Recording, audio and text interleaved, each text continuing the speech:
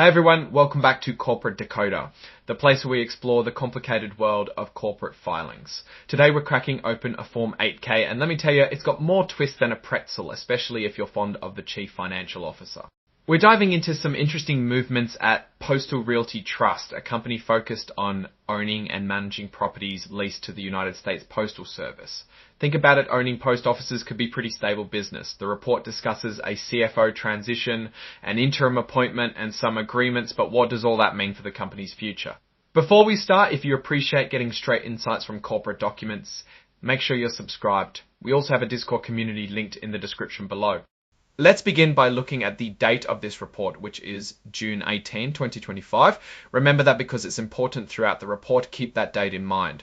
So what exactly is a Form 8K? It's a report companies file with the Securities and Exchange Commission, also known as the SEC, to announce major events that shareholders should know about. You can think of it as an urgent news update for investors.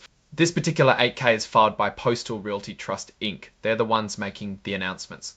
Now, the heart of this report changes in leadership. The company is reporting that their Chief Financial Officer, Robert Klein, is leaving to take another job at a real estate company that isn't publicly traded. It looks like he is leaving on June 18, 2025, but will stick around to help until the end of June. Afterwards, he'll provide consulting services, basically, helping them prepare financial reports until they file a specific form for the period ending in June of 2025. So he's sticking around for a little bit to make it easier on the company. So who's going to replace him in the meantime? The company's president, treasurer, and secretary, Jeremy Garber, will step in as the interim chief financial officer while they look for someone new, starting the same day Mr. Klein leaves. Interestingly, Mr. Garber used to handle the accounting and finance department before the previous CFO was hired. This means he has experience. If you want to know more about Mr. Garber, the company has a proxy statement filed with the Securities and Exchange Commission providing his background.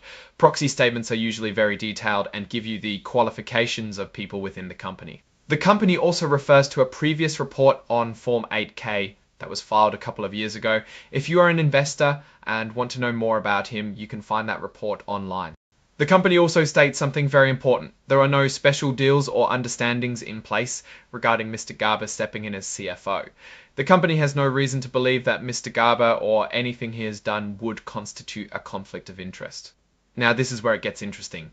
In exchange for helping with the transition, Mr. Klein will continue to receive his regular base salary until he leaves, as well as continue to participate in any employee benefit plan. But he and the company entered into a legal transition agreement which outlines specific benefits for the outgoing CFO.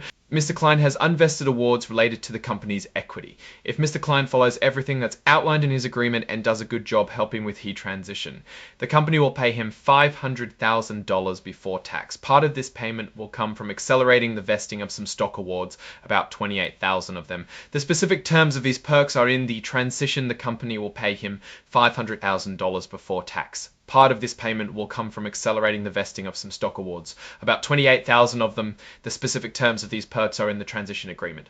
Going forward, anything that he hasn't earned through assistance will be forfeited and returned to the company. Mr. Klein will still have to follow the rules concerning confidential information and avoid saying bad things about the company.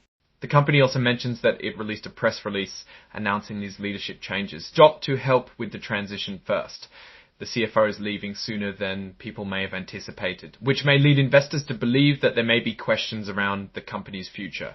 However, the outgoing CFO is cooperating with the company, which is good for investors. And second, the company is giving their outgoing CFO a $500,000 payment to get the cooperation they need. To save money, they are using equity to avoid paying a large cash amount. While the company is giving the outgoing CFO a $500,000 payment to get the cooperation they need. To save money, they are using equity to avoid paying a large cash amount. While the company is giving the outgoing CFO incentive to stay, they risk devaluing future equity grants if they choose to use them. Finally, the company doesn't seem to show any cause for concern. Second, the company is leaning on its president, treasurer, and secretary, Jeremy Garber, for assistance while they seek a permanent role. This sends a vote of confidence signal into Mr. Garber, who clearly has the trust of the company and knows its operations. For third, to Alright, that's our breakdown of Postal Realty Trust's latest filing. What's your take on these numbers and what a signal for the company's future? Drop your thoughts in the comments. If this analysis was valuable, hitting that like button really helps, and subscribe for more deep dives. Don't forget to check out the Discord in the description. Thanks for watching. See you next time.